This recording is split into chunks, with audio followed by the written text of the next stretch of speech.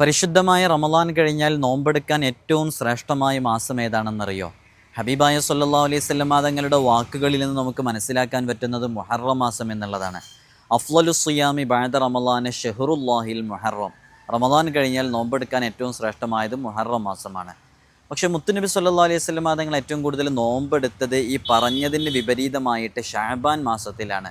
ഹബീബായ തങ്ങളോട് മഹദിയായ ആയിഷ റളിയല്ലാഹു അൻഹ ചോദിക്കുന്നുണ്ട്, എന്തുകൊണ്ടാണ് ഇങ്ങനെ സംഭവിക്കുന്നത് എന്ന്. മുത്തനബി സല്ലല്ലാഹു അലൈഹി വസല്ലം തങ്ങൾ പറയുന്നു, അത് റമളാനിൻ്റെയും റജബിൻ്റെയും ഇടയിൽ അശ്രദ്ധമായി കിടക്കുന്നൊരു മാസമായതുകൊണ്ടാണ് അത്രമേൽ നോമ്പ് കൊണ്ട് സജീവമാകുന്നത് എന്നാണ്.